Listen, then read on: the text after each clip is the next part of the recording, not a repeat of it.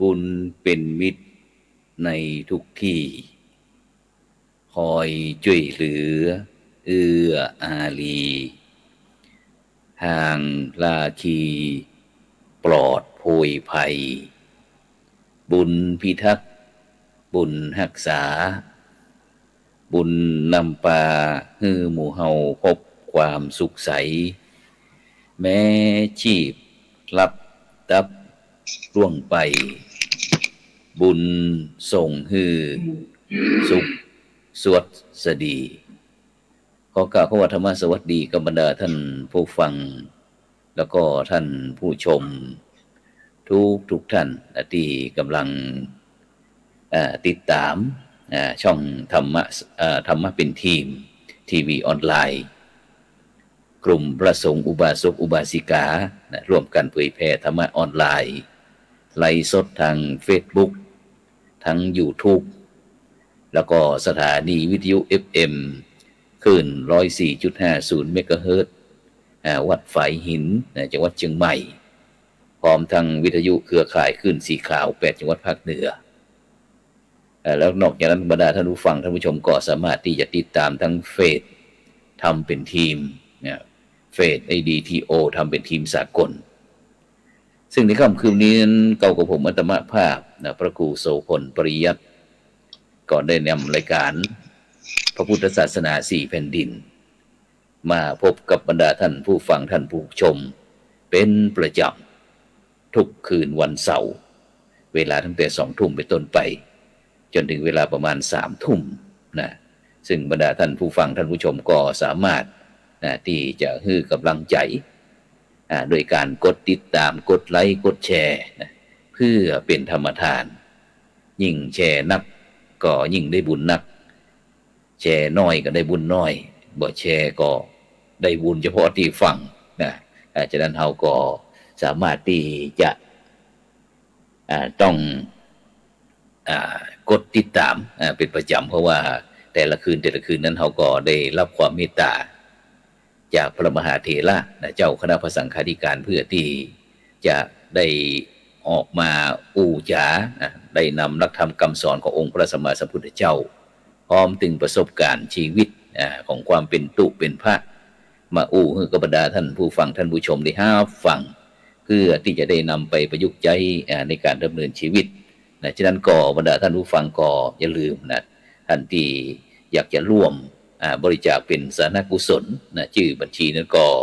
ออมบุญออมธรรมวันละบาททางธนาคารไทยพาณิชย์เนาะ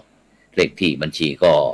145244700-8ชื่อบัญชีนั้นก็พระไทยธรรมกิจพระมหาชาญชัยพรหมประดิษฐ์แล้วก็ท่านอาจารย์ดร.จตุรงค์ชูศรีหรือว่าแฮมบัญชีหนึ่งก็เป็นธนาคารกสิกรไทยเลขที่บัญชี376225327327-2ชื่อบัญชีนั้นก็พระมหาดวงทิพย์ปริยัตถารีปริยนธรรม9ประโยคด็อกเตอร์ซึ่งเป็นคณาจารย์ตั้งจ้องทำเป็นทีมของเขาซึ่งในค่ำคืนวันนี้ตั้งได้รับความเมตตาจากหลวงพ่อที่จะมาร่วมตอนนี้เดี๋ยวผมจะกำก่อนถ้าหลวงพ่อเปิดกล้องครับแต่ตอนนี้นิมนต์หลวงพ่อเปิดกล้องเลยแล้วครับนะครับวันนี้ก็หลวงพ่อพระครูสถิตธรรมาภิรักษ์นะครับหลวงพ่อพระครูสถิตธรรมาภิรักษ์เจ้าคณะอำเภอชัยประการนะครับเจ้าวัดป่าไม้แดงนะครับอำเภอชัยประการจังหวัดเชียงใหม่นมัสการครับหลวงพ่อครับผมครับการเดี๋ยวเปิดไมค์แป๊บหนึ่งครับผมหลวงพ่อเปิดไมค์แป๊บหนึ่งครับผมกดเปิดไมค์แป๊บนึงครับสวัสดีครับครับนมัสการครับผมเป็นจะได้พ้องวันนี้มาแต่หัววันหัวเจ้าหัววันวันนี้ครับวันนี้ก็มีเวลาว่างอยู่ครับก็คือความสำคัญกับรายการนี้ก็หันแต่ความมุ่งมั่นตั้งใจของท่านพระครูโสพลเป็นอย่างมากนะครับครับผมวันนี้หลวงพ่อศาสนากิจเป็นจะได้พ้องวันนี้วันนี้ วันนี้ผมก็ช่วงระยะนี้ผมกำลังจัดเกี่ยวกับเรื่องศูนย์เรียนรู้ ครับของอันภูมิปัญญาชาวบ้านล้านนานะครับอ๋อครับจัดที่ไหนครับที่วัดผมจัดป่าไม้แดงของเขาครับผมทำไว้ที่ในอาคารเนี่ยแล้วผมก็ไปรวบรวมหนังสือเมืองล้านนาวันนี้ก็เดียววิจัยครับมีท่านพระครูอดุลศิลกิจได้มามาเยี่ยมเยียนแล้วก็มาช่วยคำแนะนำเกี่ยวกับภาษาล้านนาครับครับแล้วก็ท่านอาจารย์พระครูดุลว่าจะได้พ่องครับอันบรรยากาศท่านพระครูบ้านคือคำแนะนำอย่างมีความรู้นักพอดีผมมีคณะอาจารย์ที่ผมมอบหมายไปให้ดูแลเกี่ยวกับเรื่องนี้มี2 ท่านครับผมซึ่งก็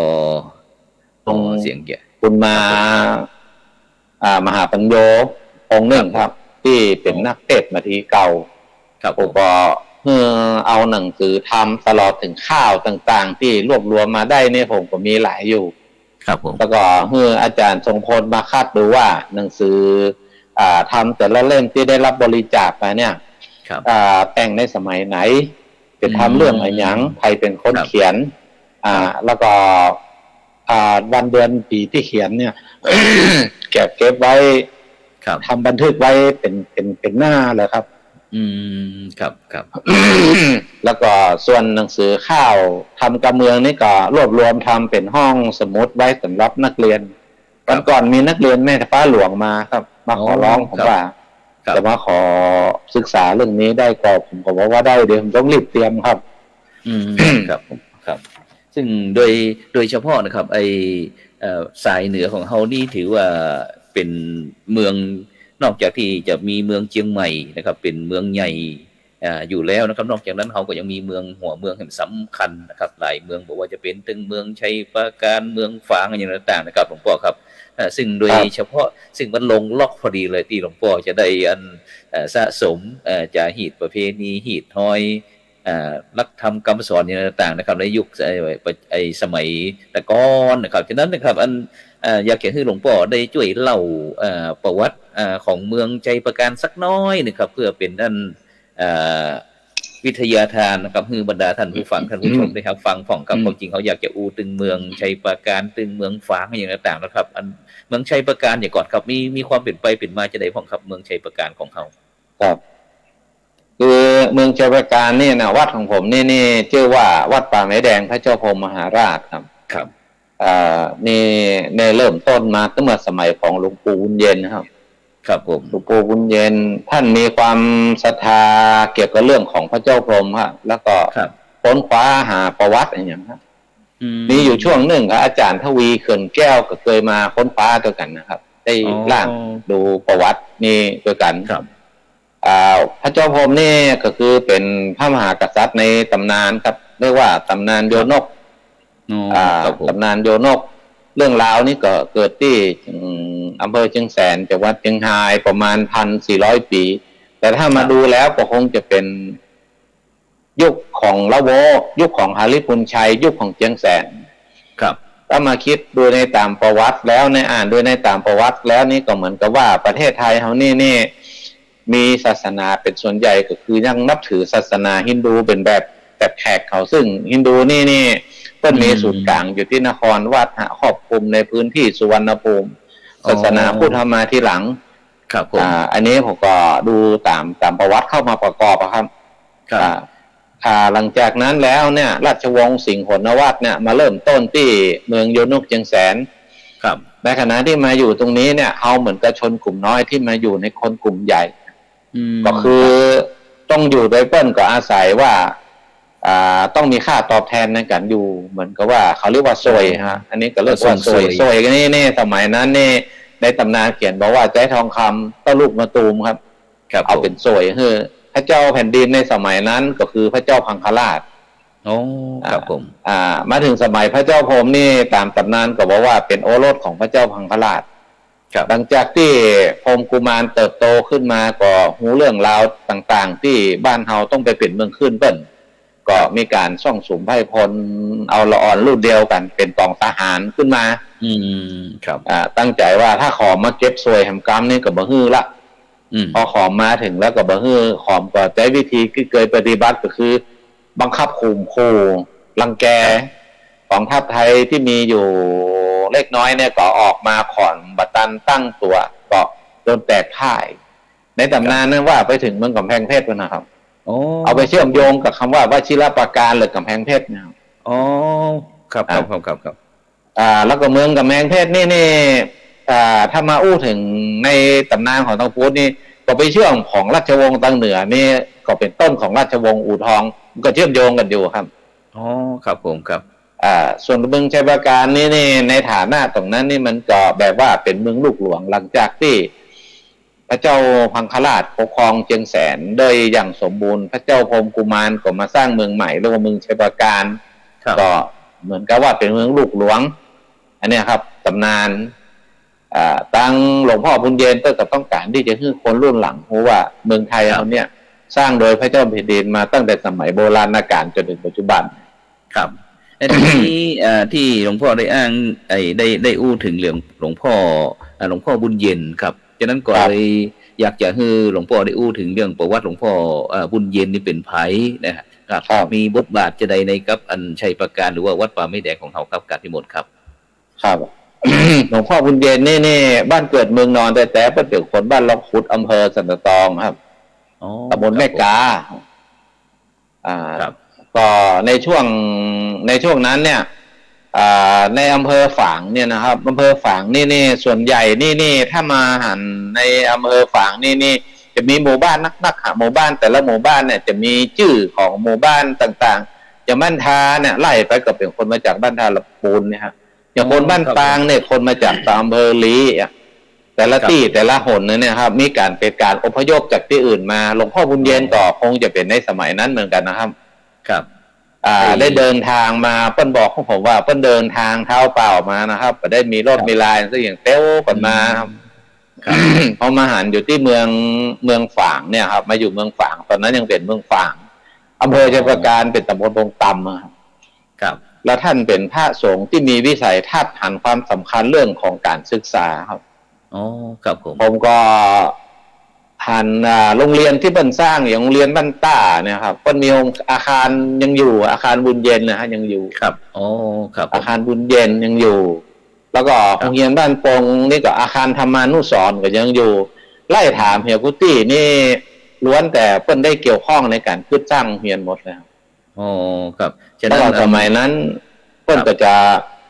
เอากำนันผู้ใหญ่บ้านฮะมาช่วยกันทำถนนหนทางคือเปิ้ลเป็นพระนักพัฒนามาโอ้ครับผมครับเป็นพระสงฆ์นักพัฒนาแล้วก็ได้นำคณะสัตยาญาติโยมเมื่อประมาณสัก4-50 ปีก่อนนะครับเนาะครับเป็นก็ครับประมาณปีที่สร้างเฮียนชัยปราการนี่ปี2508ครับโอ้2508สร้างเฮียนโรงเรียนฝางนะครับโรงเรียนบ้านบ่อปงตำโรงเรียนบ้านต้าเนี่ยที่ผมเข้าเนี่ยนะครับ16-17 ปีนะครับเนาะโรงเรียนห้องเลข8ผมยังตันได้เข้าผมได้รับใบประกาศประถมปีที่4เตี้ยวเฮียนบ้านต้าปี2509ครับครับเป็นจะได้พ่องหลวงพ่อจัดการศึกษาสมัยก่อนครับเดี๋ยวเนี่ยอย่างที่หลวงพ่อได้ไปเรียนโรงเรียนของหลวงพ่อบุญเย็นแล้วเขามาหันเด็กละอ่อนลูกพระลูกเนนโดยเฉพาะที่ในชัยปราการของเขาในปัจจุบันนี้ก็เป็นโรงเรียนภาคปริยัติธรรมตึงแผนกธรรมตึงแผนกบาลีอย่างนี้ครับสามัญด้วยมันแตกต่างกันจะได้พ่องพ่อครับสมัยนั้นนี่ พอในระหว่างที่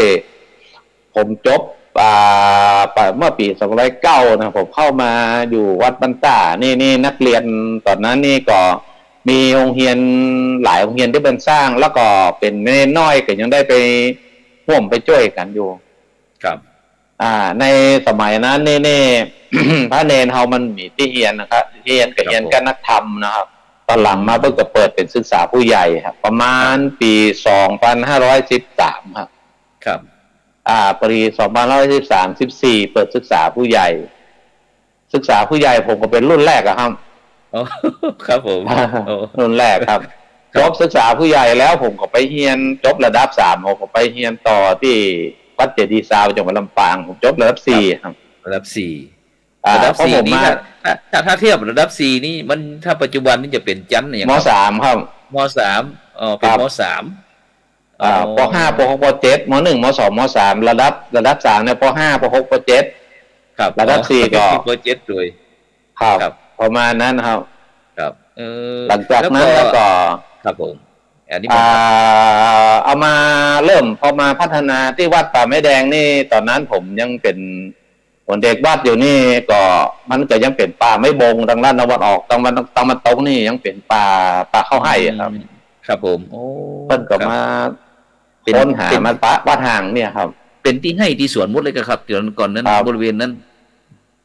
แต่ก่อนนี่แถวนี้เป็นที่ให้ที่สวนมันก็เป็นภูเขาหัวโล้นที่เหมือนที่เฮาหันทั่วไปนะครับมีต้นไม้ใหญ่ครับเป็นป่าเข้าให้แล้วก็มีวัดห่างอยู่ทางวันออกแจ้งเหนือครับอยู่ที่หนึ่งก็สมบูรณ์ดีนะวัดห่างมีเหวเจดีย์มีอย่างหมดนะครับครับแล้วก็อันหลวงพ่อแต่ก่อนที่หลวงพ่อบุญเย็นจะมาที่วัดป่าไม้แดงนี่หลวงพ่ออยู่บ้านต้าครับหรือว่าที่ไหนเป็นเจ้าอาวาสบ้านต้าแล้วเป็นเจ้าคณะตำบลปงตำครับขึ้นกับอำเภอฝางครับผมแล้วแม้แต่กระทั่งที่อำเภอวังอำเภอรองครับผมก็เคยได้ยินหลวงพ่อไปสร้างสะพานข้ามแม่น้ำยมครับที่ตำบลปากกลางครับได้ยินว่าสะพานหลวงพ่อบุญเย็นกับ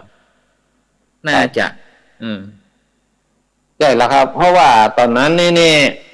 หลวงพ่อบุญเย็นนี่หลังจากที่เป็นที่สร้างที่นี่มาจนเมินแบบประสบความสำเร็จเมื่อปี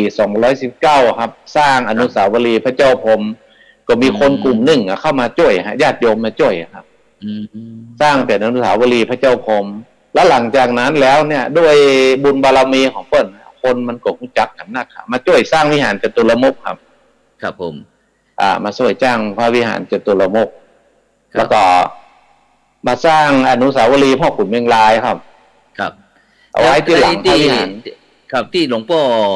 บวชเป็นเนรแล้วหลวงพ่อเลยมาฝากตัวเป็นลูกศิษย์ของหลวงพ่อบุญเย็นครับหรือว่าจะได้หรือว่าเป็นผมบวชบ้านต้าเนี่ยแต่หลวงพ่อเพิ่นบ่ได้เป็นอุปชาครับอุปชาบวชที่วัดบ้านต้าเนี่ยครับครับเป็นลูกศิษย์เพิ่นนะแต่ผู้พระองค์พระที่เป็นอุปชาตอนนั้นใช้ประการนี่เนี่ยเป็นตำบลปงตามมันก็จะมีการวัดไม่ขีดสุขบาทที่เดียวครับครับผมครับฉะนั้นตะกี้ได้ยินหลวงพ่อได้ว่าอันหลวงพ่อเป็นพระสงฆ์นักพัฒนาต้นแบบสมัยก่อนว่าหลวงปู่ครูบาบุญเย็นนี่นะครับซึ่งถือว่าเป็นพระมหาเถระตำบลปงตำนะปงตำแล้วก็อันหลวงพ่อได้ไปซึมซับได้หันวิถีชีวิตของพระมหาเถระคือหลวงพ่อบุญเย็นจะได้พ่องครับตอนที่เพิ่นยังเป็นพระมหาที่หลวงพ่อยังเป็นเนนได้ติดตามเพิ่นนะครับเพิ่นถ่ายทอดวิทยายุทธจะได้พ่องคือตอนนั้นนี่พ่อของผมนี่ก็หลวงพ่อบุญเย็นเพิ่นอายุต่างกันแค่ปีเดียวครับครับแล้วก็เพิ่นคุ้นเคยกันเนาะพ่อคนเฒ่าแต่ก่อนเนี่ยปู่อุ้ยเพิ่นเป็นคนเฒ่านอนวัดครับครับครับผมเสร็จแล้วก็เอาผมมาฝากไว้กับหลวงพ่อบุญเย็นแต่การที่เฮาเป็นละอ่อนที่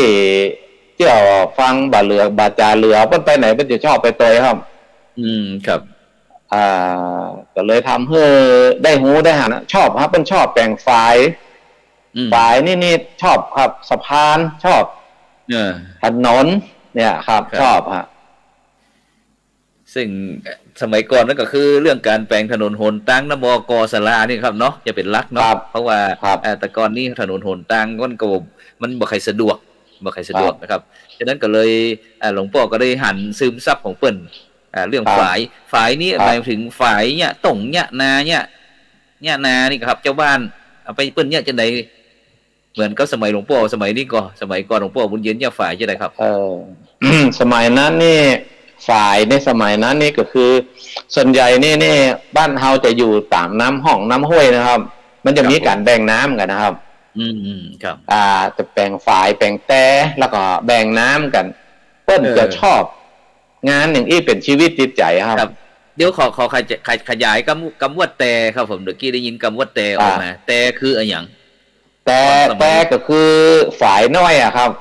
คือถ้าเวลาน้ำไหลมาเนี่ยครับน้ำไหลมานี่เพื่อจะทำนบบ้านเฮาประเด็นนี้เป็นเรื่องว่าทำนบแล้วทำนบน้อยๆเพื่อที่จะให้น้ำมันหยิ่งขึ้นมาแล้วก็ไหลเข้าไปในนาที่อยู่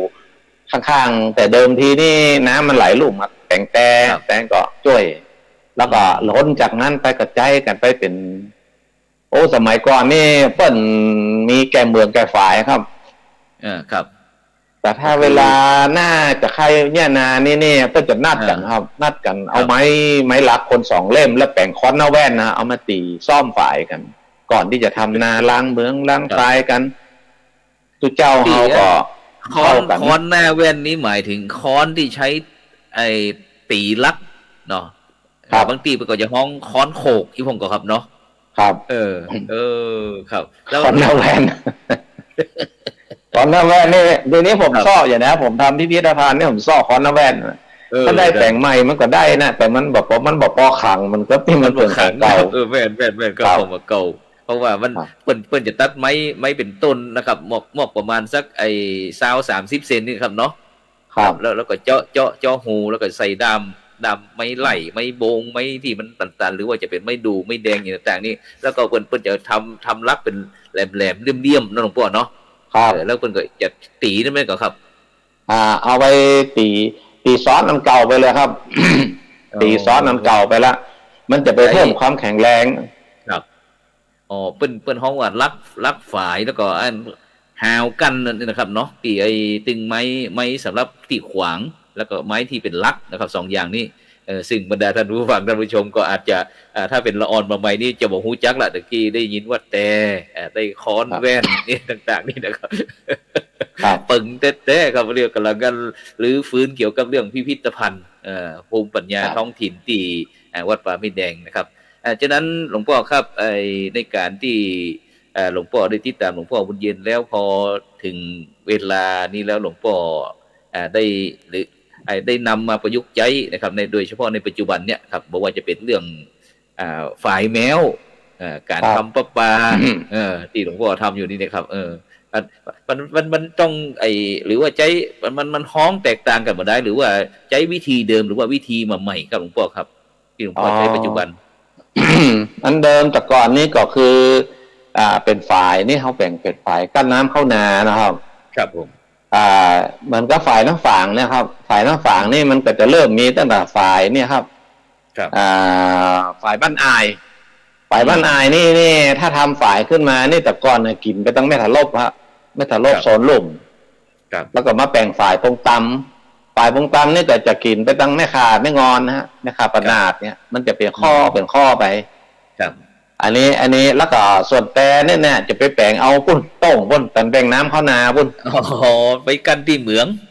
ครับกันที่เหมืองครับ แต่ฝ่ายแมวที่ว่าตรงนี้นี่มันเป็นการแก้ปัญหาเรื่องความแล้งของเขาเรียกฝ่ายชะลอน้ำฝ่ายชะลอน้ำนี่ไปพอบนดอยฮะที่มันมีห้องดอยที่น้ำมันโจกมาแห้งๆนี่ก็เอาไม้บงตะหมูใกล้นะครับเอามา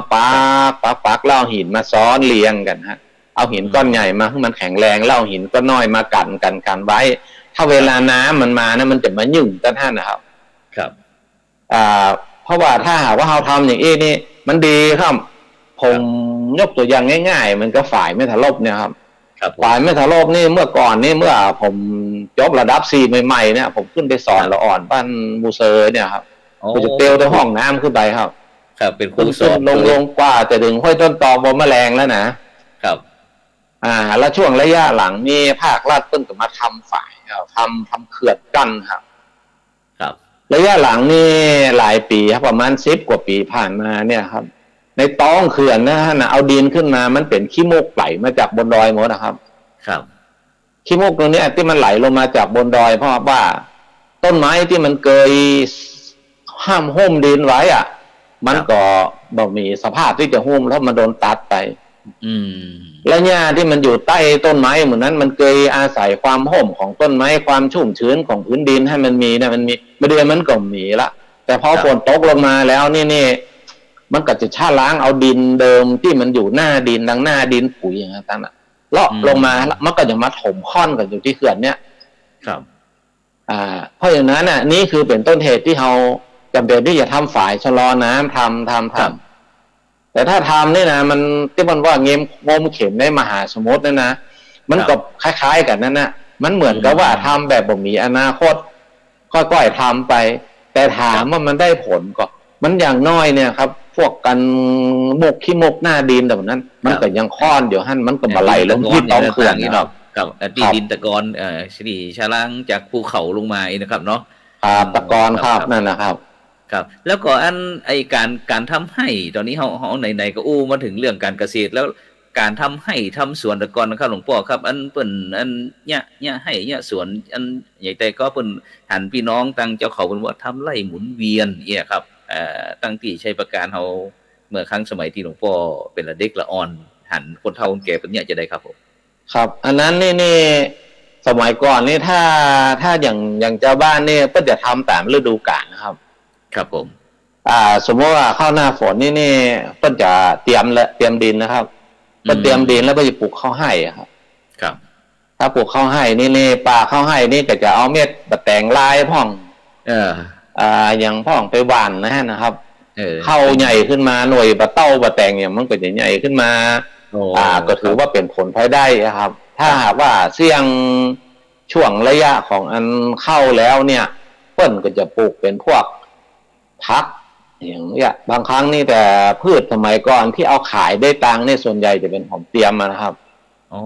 ครับผมถ้าขายหอมเตียมนี่ได้เงินมานี่ก็เอาเป็นเงินซื้อข้าวซื้อของใจ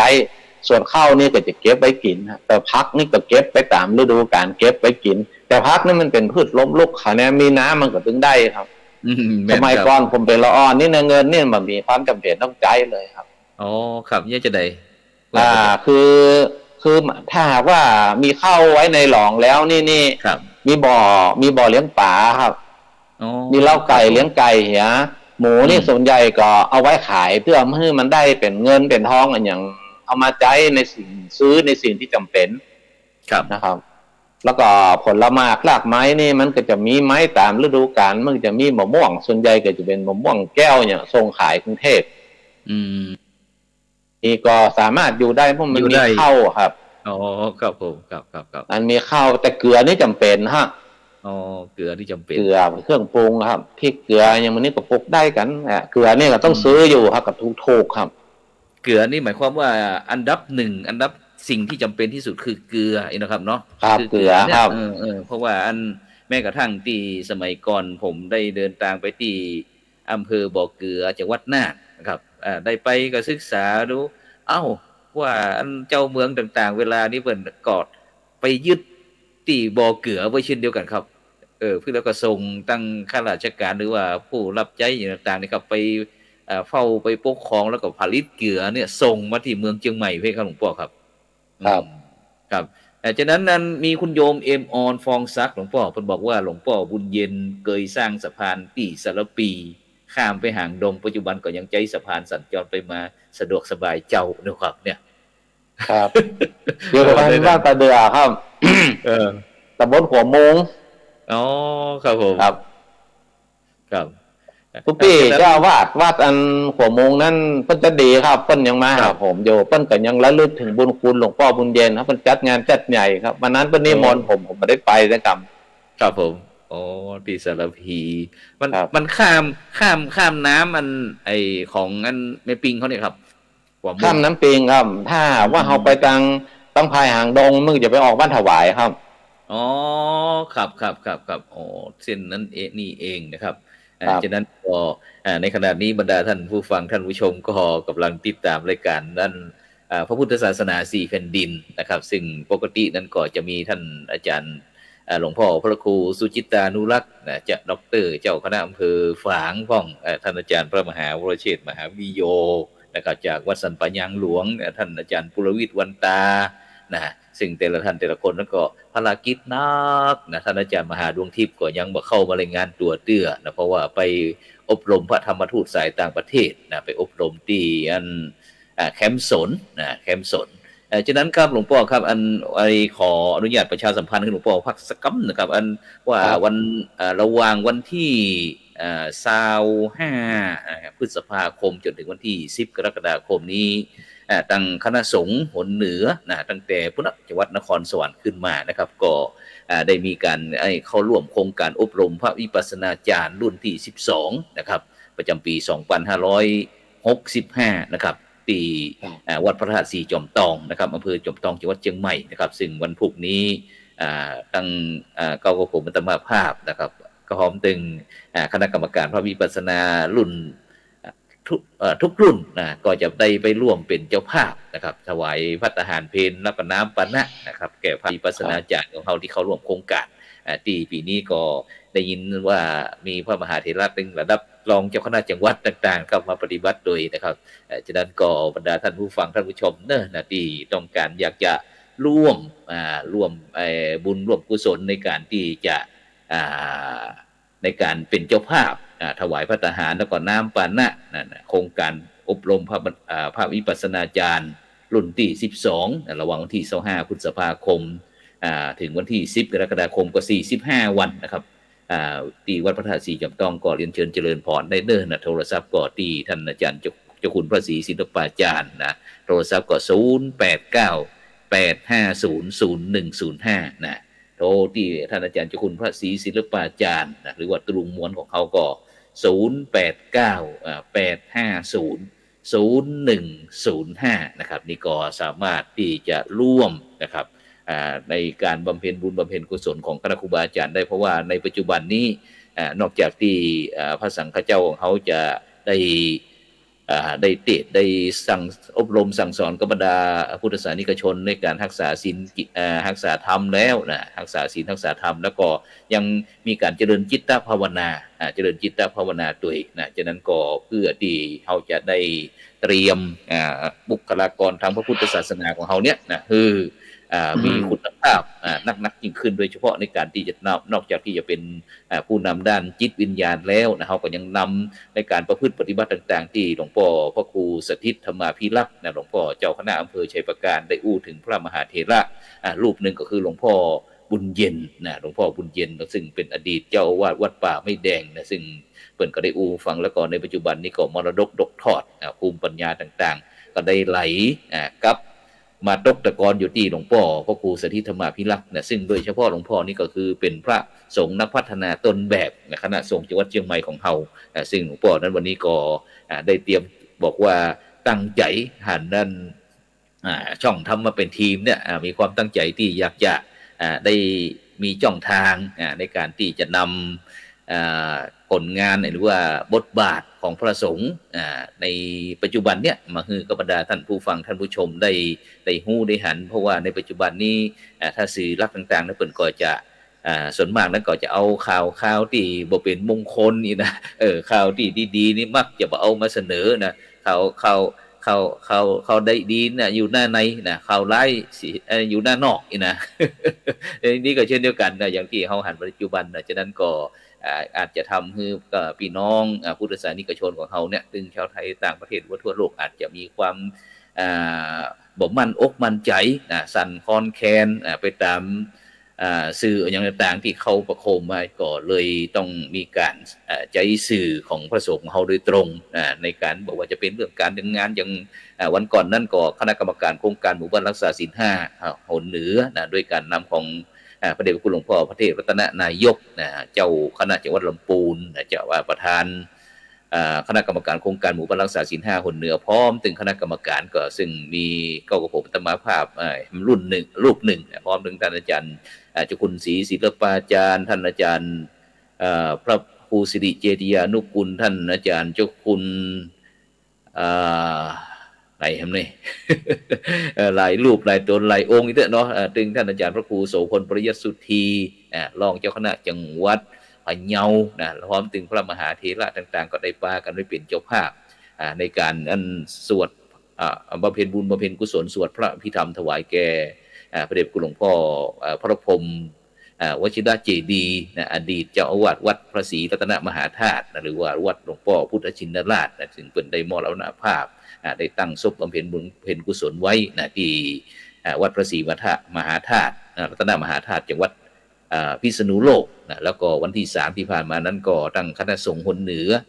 โดยการนำของพระเดชพระคุณหลวงพ่อพระพรหมโมลีกรรมการมหาเถรสมาคมรักษาการเจ้าคณะใหญ่หนเหนือก็ได้นำคณะสงฆ์หนเหนือ16จังหวัดภาคเหนือของเขาเนี่ยไปประกอบพิธีเจริญพระพุทธมนต์ถวายในวันพระราชพิธีเฉลิมพระชนมพรรษาสมเด็จพระ ราชินีในรัชกาลที่10ของเฮานะที่วัดพระศรีมหาธาตุเช่นเดียวกันฉะนั้นก็แล้วก็โดยเฉพาะแต่วันก่อนนี้ก็ได้ประชุมก็โดยเฉพาะเกี่ยวกับอย่างที่บรรดาท่านผู้ฟังท่านผู้ชมหันอยู่แบ็กกราวด์ด้านหลังของอาตมาภาพนี้ก็จะมีงานเกี่ยวกับฉลองพิธีตั้งพัดประเรียนธรรม3ประโยคแล้วก็มอบประกาศนียบัตรประโยค1-2พระภิกษุสามเณรที่ในเขตปกครองคณะสงฆ์หนเหนือในวันที่23มิถุนายนปีพุทธศักราช2565จำนวน708รูปคณะสงฆ์หนเหนือเขาเนี่ย708รูป708ที่วัดพระธาตุสีจอมทองเช่นเดียวกันแล้วก็จะมีการตรวจเยี่ยมโครงการหมู่บ้านรักษาศีล5โครงการหมู่บ้านรักษาศีล5นี่ก็จะตรวจที่บ้านแม่หอยตำบลบ้านหลวงอำเภอจอมทองจังหวัดเชียงใหม่เช่นเดียวกันแล้วก็ในวันที่วันที่10นี้ก็จะมีการประชุมเตรียมคณะสงฆ์จังหวัดเชียงใหม่เขาก็จะได้ถือว่าเป็นเจ้าภาพก็จะได้ประชุมคณะสงฆ์พร้อมถึงส่วนราชการนั้นเตรียมพิธีตั้งพัดประเรียนธรรม3ประโยคแล้วก็มอบประกาศนียบัตรที่วัดพระธาตุสีจอมทองแล้วก่อนที่จะถึงวันที่10กับวันที่8ทางคณะสงฆ์จังหวัดเชียงใหม่ก็ได้ร่วมกับส่วนราชการจังหวัดเชียงใหม่ก็จะได้ลง MOU ข้อตกลงกันว่าเนื่องจากที่ในปัจจุบันนี้พี่น้องประชาชนเมืองเชียงใหม่ของเราได้รับผลกระทบจากภัยธรรมชาติพ่องภัยจากน้ำมือมนุษย์พ่องในสถานการณ์ที่โควิดระบาดพ่องแล้วก็จะมีการช่วยเหลือบำบัดทุกข์บำรุงสุขคือพ่อแม่พี่น้องที่ได้รับผลกระทบนั้นฉะนั้นก็ตั้งส่วนราชการก็ได้ขอเมตตาทางคณะสงฆ์นั้นได้ร่วมพร้อมถึงหน่วยงานต่างๆได้ลง MOU ข้อตกลงได้ช่วยเหลือเกื้อกูลกันในวันที่8ที่วัด7 ยอดพระอารามหลวงฉะนั้นก็บรรดาพี่น้องคณะสัตยาญาติโยมฟังเอาแล้วก็ช่วยประชาสัมพันธ์ไปโดยเฉพาะที่กำลังติดตามทั้งคืน 104.50 เมกะเฮิรตซ์วัดฝ่ายหินจังหวัดเชียงใหม่ของเราขอบคุณอนุโมทนาท่านอาจารย์พระครูสมุวิศวัตรวรกิจโจพร้อมถึงทีมงานที่ได้ไลฟ์ทั้งภาพทั้งเสียงสู่พี่น้องพุทธศาสนิกชนเพื่อที่จะได้เป็นกระบอกเสียงได้ช่วยประชาสัมพันธ์งานคณะสงฆ์แห่งรอบหนึ่งนะครับฉะนั้นก็ในโอกาสนี้ก็จะได้นมัสการหลวงพ่อพระครูสถิตธรรมาภิรักษ์นะครับได้กลับมาจากันในรอบ2ต่อไปนะครับตอนนี้หลวงพ่ออยู่กับครับผมอยู่ครับ ครับเดี๋ยวเลยขอโอกาสประชาสัมพันธ์ข่าวสารของคณะสงฆ์ด้วยนะครับเนาะครับอย่างที่ได้ยินหลวงพ่อได้อู้ถึงเรื่องการใช้สื่อเทคโนโลยีนะครับที่หลวงพ่อได้มีทีมงานนะครับอย่างวันก่อนที่เขาไปบ้านเมสเตย์หลวงพ่อที่ครับองค์ก่อยเนาะครับหลวงพ่อได้มีโครงการแบบสงเคราะห์ประชาชนนอกจากที่จะมีที่ในเฉพาะในชัยประการแล้วนี้แล้วก็ยังในพื้นที่นอกพื้นที่ต่างอำเภออีกหรือว่าต่างจังหวัดเห็นไหมครับหลวงพ่อครับโดยเฉพาะหลวงพ่อได้เน้นเรื่องโดยเฉพาะหลวงพ่อได้มองหันเรื่องการศึกษานะครับมีความสำคัญเกี่ยวกับการพัฒนาบุคลากรของประเทศชาติของเขาเนี่ยคือมันมีคุณภาพนะครับหลวงพ่อครับโดยเฉพาะที่หันว่าที่วัดป่าไม้แดงของเขาเป็นโรงเรียนด้วยนะครับหลวงพ่อมีการจัดการบริหารการศึกษาจะได้ครับพ่อเดี๋ยวนี้ที่ผมมีนี่ก็เดี๋ยวนี้เฉพาะในอำเภอชัยปราการนี่นะครับครับผมก็ได้เป็นกรรมการหลายที่ครับหลายโรงเรียนครับหลายโรงเรียนอย่างโรงเรียนอย่างคราวที่แล้วอย่างโรงเรียนชัยปราการของผมเนี่ยนะครับคือตั้งนักเรียนมันน้อยลงครับมันน้อยลงพอเขามาปรึกษาผมก็เลยบอกว่าเอากันนี่นะเขาก็มาช่วยกันครับผมก็มีการประชุมกำนันผู้ใหญ่บ้านนะครับครับประชุมกำนันผู้ใหญ่บ้านกำนันผู้ใหญ่บ้านเพิ่นได้หูว่าโรงเรียนเนี่ยมันเป็นของชุมชนเฮาครูอาจารย์เหล่านี้เนี่ยเพิ่นมาช่วยเฮาแต่ประเด็นเนี่ยเมื่อมันมีปัญหาตรงนี้แล้วเนี่ยถ้าหมู่เฮาบางหันความสำคัญที่จะต้องมาลงมือสมัครสมานสามัคคีกันครับ โรงเรียนเขาก็จะได้มันก็จะเหลือนักเรียนตอนกำรุ่นมามันก็มรดกตกทอดที่ครูบาอาจารย์ก็เริ่มต้นเขามันก็จะหมู่เขาก็จะสืบต่อไปได้ครับแล้วหลังจากนั้นก็เลยบอกว่าก็ขอให้ตังพละออนทุกๆยากๆครับนักเทศเกี่ยวกับเรื่องทุนก็ต้องระดมหาทุนการศึกษาผมก็เป็นเก้าออก100,000ครับโอ้ครับออก100,000แล้วหลังจากนั้นผมก็ไล่เอาคณะญาติธรรมศรัทธาญาติโยมก็ได้กันมาจากนั้นผมก็ได้มาปีแล้วเนี่ยนะผมได้มา88 คนนะครับโอ้โรงเรียนนะครับจากนักเรียนผมถามผอ.บอกว่านักเรียนตอนแรกมีอยู่แค่บ่ถึง500เดือนนี้มี700โอ้ก็คือตรงนี้มันก็คือรอดปลอดภัยแล้วโรงเรียนนี่กับโรงเรียนพระสงฆ์เขาต้องรวมกลุ่มกันครับครับรวมต้องรวมกลุ่มรวมกลุ่มกันเดี๋ยวนี้ก็คราวที่แล้วนี่ก็เขาเรียกว่าใช้ภาษาทันสมัยหน่อยทำ MOU กับโรงเรียนในอำเภอครับครับผมก็เลยบอกว่าโรงเรียนทุกโรงเรียนที่มาเนี่ยมันออกจากวัดหมดอะครับแล้วเดี๋ยวเนี่ยโรงเรียนวัดมันก็ตึงหมู่หมีแต่ถ้าถามว่าละอ่อนแค่เข้ามาอยู่ละอ่อนมันบอกเข้าใจแต่ถ้าว่าเขาบอกว่าเข้ามาอยู่วัดมันได้อย่างดังหลายอย่างดีนะครับละอ่อนที่พ่อแม่ครอบครัวเพิ่นบ่มีความพร้อมที่จะต้องส่งลูกเรียนอย่างต่างๆเขาก็ต้องแขนทับว่าเขาจะเอามาดูแลในโรงเรียนของเขาเนี่ยแล้วก็คือวัดทุกๆวัดเนี่ยเหมือนก็เป็นเคหสถานที่พักแล้วก็ขอให้เจ้าอาวาสช่วยดูแลลูกเต้าเราหลานเราเนี่ยมาทำอันนี้เขาก็ถือว่าเป็นการสงเคราะห์เจ้าบ้านอย่างหนึ่งครับแล้วก็เดือนนี้มีแห่งงานหนึ่งฮะที่ผมกำลังทำอยู่ในปัจจุบันเนี่ยเรียกว่างานคืนคนดีสู่สังคมครับคืนคนดีสู่สังคมมีวิธีการจัดการจะได้ครับผมเนี่ยจะได้มีขั้นตอนจะได้คืนคนดีเดือนนี้เขาตามภาษาเจ้าบ้านนะครับคือเดือนนี้เนี่ยห้องขังในพูดง่ายๆสุมานะครับว่าจะว่าคอกเนี่ยนะครับมันล้นนะครับคอกหรือคุกเนาะคุกฮะมันมีนักล้ำใบครับล้ำเดียวนี้เนี่ยคนที่พอที่จะอารมณ์อร่อยหน่อยเพิ่นก็จะเฮื่อออกมาตางนอกแล้วก็เพิ่นก็จะมี GPS ติดล้ำเดียวเนี่ยเมื่อเราออกมาตรงนี้มันมีคนดูแลครับก็มีคณะหนึ่งเขาเรียกว่าจิตอาสาดูแลคณะนี้นี่มีค่าตอบแทนอย่างสักอย่างนะครับจะนี่อย่างใดที่จะดูแลคนเหล่านี้ได้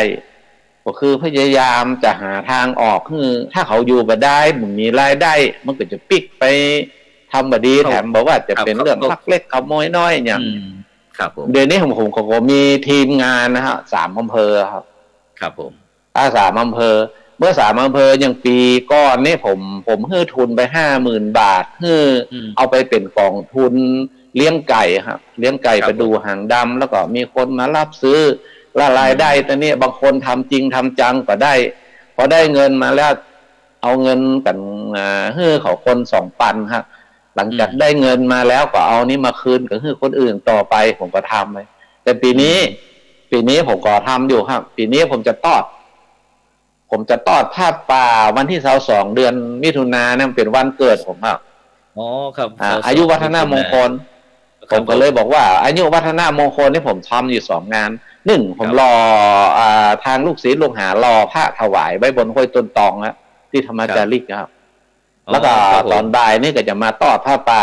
หาเงินเพื่อที่จะเสริมกิจกรรมของจิตอาสาครับจิตอาสานี่มันมีรายได้อย่างสักอย่างฮะแต่ทำงานส่วนใหญ่ก็จะเป็นครูบาอาจารย์ที่เกษียณแล้วครับที่เคยอยู่กับละอ่อนจิตใจยังบ่หายจากละอ่อนเตื้อก็ปิกเข้ามาช่วยเดี๋ยวนี้ก็ผมก็มีกลุ่มเนี่ยนะกลุ่มนี้จะมีกลุ่มจิตอาสาของอันคุมประพฤติกับจิตอาสาสงเคราะห์ของเนี่ยผมมี2 กลุ่มผมก็ดูแล2 กลุ่มนี้อยู่นะครับครับแล้วเป็นนั้นผลเป็นจะได้ห้องครับที่หลังจากที่ได้คืนคนดีสู่สังคมก็คือได้รับโอกาสนะครับจากทางส่วนราชการที่พอจะได้นำแบบหมายความว่าผู้ที่เสพก็อย่างก็ต่างๆนี่ก็คือเป็นผู้ที่จะต้องเข้ารับการบำบัดเป็นผู้ป่วยอย่างนี้ครับแล้วทีนี้หลวงพ่อได้ทำโครงการนะครับคืนคนดีสู่สังคมแล้วนะครับเป็นผลน่าพอใจผมก็ครับหลวงพ่อครับมันก็เขาต้องใช้ความอดทนนักขนาดนะครับ ผมก็หันใจทีมงานครับว่าอย่างใดก็ขอให้หมู่เฮานี่ช่วยกันครับส่วนก็บางครั้งนี่ว่าแต่ผมนี่บางครั้งนี่ก็มาเอามาทำงานนะครับครับเอามาเก็บหญ้าเก็บอย่างบางทีปลูกผักปลูกไม้ต่างบนดอยปลูกป่าอย่างผมก็เอาหมู่เนี่ยครับเขาเรียกว่าคุมประพฤติของนั้นเนี่ยของอันที่ฝางนะครับของคุมประพฤติที่ฝางนะครับของกรมราชทัณฑ์เนาะของกรมราชทัณฑ์ครับครับผมเนี่ยตอนนี้ผมวันนะแต่ว่าเจ้านี่ผมยังลายแผ่นอันนั้นไปนะฮะว่าของคุมประพฤติที่ทอดผ้าป่าที่ผมส่งไปฮื้อหันผมอยากจะฮื้อหูแนวแหมแนวนึงว่าคณะสงฆ์เขามีบทบาทตัวเนี้ยครับจะได้ครับคณะสงฆ์เขาโดยเฉพาะที่อำเภอชัยประการลองได้คือกับอันบรรดาท่านผู้ฟังท่านผู้ชมดูคณะครูบาอาจารย์เขาที่กำลังติดตามอยู่เพื่อที่จะได้เอากู๊ดไอเดียตรงนี้ครับเอาไปใช้ในเหมาะกับสถานที่ของครับนิมนต์หลวงพ่อครับอันเดี๋ยวนี้3อำเภอผมขอนี่ก็มีผมก็เอาอำเภอฝางเป็นพี่ใหญ่ครับครับผมแล้วก็อำเภอแม่อายลงมาแล้วก็มีผมครับแต่อย่างผมนี่ผมค่อนข้างจะแบกนักหน่อยครับเพราะว่าเขาขึ้นที่ผมไม่เป็นรายการใหญ่เลยครับผมก็เลยบอกว่าปัญหาเนี่ยมันเป็นปัญหาของสังคมทุกคนควรจะต้องรับรู้แล้วมาช่วยกันแก้ไขปัญหาเนี่ยผมก็เลยบอกว่าข้าบดีพ่อกาคนทำมาหากินบนผืนแผ่นดินที่นี่เนี่ยทุกคนต่างก็มีปัญหาหูเหมือนกันหมดแต่เมื่อมันมีปัญหาแล้วเนี่ยหมู่เฮาควรที่จะมาช่วยกันแต่ที่ผมบินดูนี่ก็คือทีมงานเนี่ยมันมีรายได้อย่างแล้วก็ส่วนใหญ่เกิดเป็นครูอาจารย์จบกับเกษียณแล้วครับครับแม่นครับอยู่ในช่วงสูงอายุเนาะครับอาจจะกับพลังการขับเคลื่อนก็อาจจะบ่ใครเต็มร้อยเพราะว่าไอ้เฮาอยู่วัยที่สูงอายุครับโดยเฉพาะไอ้ที่ทีมงานของพ่อครับบอกว่าจะเป็นสาเหตุที่มันทำให้เกิดปัญหาสังคมที่หลวงพ่อในฐานะที่เป็นผู้นำคณะสงฆ์นะครับระดับอำเภอของเฮาแล้วก็ได้สร้างภาคีเครือข่ายนะครับบอกว่าจะเป็นที่อำเภอฝางอำเภอแม่อายอำเภอชัยประการอย่างต่างๆครับก็ที่เฮาหันปัจจุบันนี้ก็คือปัญหาเรื่องยาเสพติดนะครับเนาะปัญหาละเด็กละอ่อนเยาวชนปัญหาทุจริตคอร์รัปชันนะครับแล้วก็ปัญหาความยากจนแล้วก็ความบ่อยู่ในศีลกินในธรรมอย่างต่างๆเหล่านี้ครับหลวงพ่อครับแล้วก็ซึ่งงั้นทีมงานของเขาได้สรุปเรื่องเหล่านี้พอที่จะมีวิธีการกับในการที่จะแก้ปัญหาแบบนี้แบบที่มันยั่งยืนนะครับหลวงพ่อครับจะได้พ้องครับผมครับผมไปดูฟาร์มไก่นะครับครับผมไปดูฟาร์มไก่ผมไปมอบไก่แล้วก็ที่มานี่ทั้งมีปัญหาเกี่ยวกับเรื่องยาเสพติดเนี่ยมันก็จะมีตึงผู้เสพตึงผู้ขายนะครับครับมีตึงผู้เสพตึงผู้ขายแล้วผมก็ไปมอบนะผมไปมอบแถวในโบสถ์คิดแถวอย่างผมไปหมดเพราะว่าคนที่มันทำผิดตรงนี้เนี่ยมันมีโดนรับโทษตอนนี้เนี่ยมันมีถึง2อย่างมีถึงผู้เสพผู้ขายแล้วก็หลายชาติหลายศาสนาที่ผมก็ขึ้นไปดูผมก็มันก็ดีอย่างครับทำให้เฮาหันความเสมอภาคของคนเฮาถึงวันนี้ผมถือว่าความศรัทธาเป็นเรื่องที่ผมจะต้องขวนขวายผมจะต้องได้ช่วยเพราะเฮามีเมตตาครับครับผมครับแล้วก็โดยเฉพาะนอกจากที่เขาจะให้โอกาสเปิ้นแล้วนะครับแล้วที่นี้ในเรื่องการกินการอยู่อย่างต่างๆคือเปิ้นดีแล้วที่นี้ในด้านสุขภาพจิตครับคณะสงฆ์เขาได้มีวิธีการห้องรับด้านเรื่องอาจจะป่วยเรื่องป่วยกายไม่พอป่วยใจด้วยอย่างเงี้ยหลวงพ่อครับเฮาของเฮาทีมงานเฮามีวิธีการขั้นตอนจะทำแบบไหนครับในการรักษาจิตคือจิตเป็นจิตปกติครับผมเพิ่นก็จะเอาเข้ามาที่วัดผมเอามาที่วัดนะครับครับผมมาอบรมครับมาอบรมแล้วผมจะมองถึงคนเหล่านี้ว่ามันเหมือนลูกเหมือนหลานเขาครับเขามีความหวังดีกับเขาด้วยเจตนาด้วยความหวังดีพอไปไปปีสันฐานแล้วมันมีความผูกพันกันมีความเป็นห่วงกันครับเขาก็เข้าใจครับหลายคนในจำนวนนี้เนี่ยถึงแม้เขาจะไม่ได้ถึงหมดแต่เขาก็ยังมีได้ส่วนบางส่วนมันก็ยังดีอยู่ครับครับผมอาหารการกินก็เลี้ยงกันไปเท่าที่ทำได้ครับ โอ้คนบ้านเฮาใจดีข้าหะบดีใจดีก็มีครับพอข้าหะบดีคนอย่างเปิ้นหูถึงเจตนาและก็นโยบายหรือเจตนาเฮานี่โอ้โหบางคนนี่เปิ้นก็ทุ่มเทครับจ้อยครับครับสาธุกับอันผู้ใหญ่ใจดีเหล่านั้นครับซึ่งโดยเฉพาะปัจจุบันนี้อย่างที่คณะสงฆ์เชียงใหม่ของเฮาก็ได้มีศูนย์ปฏิบัติธรรมนะครับเนาะของจังหวัดเชียงใหม่เขานี่นักหนาป้านะครับตั้งฝางในกระหันท่านอาจารย์พระครูศรีสิทธิพิมลนะครับเนาะวัดศรีบุญเรืองวัดหลวงพ่อเจ้าคณะอำเภอฝางวัดพระบาทอุดมแล้วก็แถมหลายวัดหลายวางของหลวงพ่อครับเนาะที่ได้มารองรับตรงนี้ครับซึ่งโดยเฉพาะที่ในชัยประการของเขานะครับในปัจจุบันนี้เรื่องปัญหานะครับเกี่ยวกับทั่วๆไปเนี่ยครับที่ก็คงจะพอจะหับมืออยู่นะครับหลวงพ่อเนาะบรรยากาศในปัจจุบันนี้เนาะก็บอกนักหนาป้านตัวได้เนาะก็อู้ถึงอย่างความจริงแล้วนี่ผมว่ามันก็บ่นักหนาเพียงแต่เฮาแบ่งบางส่วนที่เฮาเคยทำมาแต่ก่อนๆเอามาลงตรงนี้เขาถือว่ามันเป็นวาระที่เฮาจะต้องช่วยกันอีนะครับครับผมบ่ลำบากครับได้แล้วก็ครับโดยเฉพาะก็จะต้องอาศัยภาคีเครือข่ายที่หลวงพ่อได้อู้ตะกี้ครับตึงหลวงพ่อก็มีตึงผู้ใหญ่บ้านตึงกำนันมีตึงท่านนายอำเภอโดยเฉพาะท่านนายอำเภอนี่โอ้ผมตึงยอมรับแต่นายอำเภอของลูกศิษย์หลวงพ่อแต่ละรูปที่อยู่อำเภอชัยประการของเฮานี่นะครับครับซึ่งบอกว่าจะเป็นนายอำเภอปลัดต่างๆครับโดยเฉพาะในปัจจุบันนี้ครับอันนอกจากที่เฮาเพราะว่าในปัจจุบันนี้เปิ้นก็จะหวังปึ้งพระสงฆ์เป็นหลักนะครับเพราะว่าเฮาก็บ่ฮู้ว่าหน่วยงานไหนที่จะมาเป็นปึ้งของประชาชนนะครับฉะนั้นในปัจจุบันนี้นอกจากที่เฮาจะได้ดูแลพี่น้องเจ้าบ้านแล้วครับที่ด้านพระสงฆ์องค์เจ้าหลวงพ่อครับเฮามีการดูแลกันจะได้พ้องครับมีพระกีฬานุปถากอย่างพ้องกับคณะสงฆ์ดังสายเหนือของเขาครับ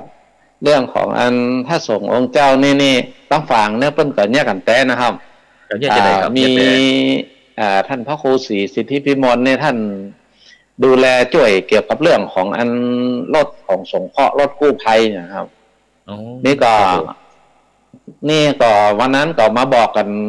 เสาะหาสตางค์กันซื้อเครื่องงัดนะฮะงัดคนถ้าเวลาวัดเหตุนี่นะครับครับเครื่องงัดเครื่องทางเนาะเครื่องทางเนี่ยครับผมก็ตาดึงศรัทธาญาติโยมผมก็ห้องไป20,000ป่ายครับโอ้ครับสาธุครับเสร็จแล้วก็มีหลายคนผมก็ยังหันว่าวันนั้นเรายังขาดเงินอยู่แล้วผมก็เลยบอกให้คนมาประสานว่าถ้าอย่างใดแล้วก็มาบอกกันกำเนิดหรอกมีแต่ใดเขาก็ให้ก็หอมกันฮะตั้งพระครูศรีสิทธิพิมลก็หาไปได้หลายหมื่นอยู่ครับ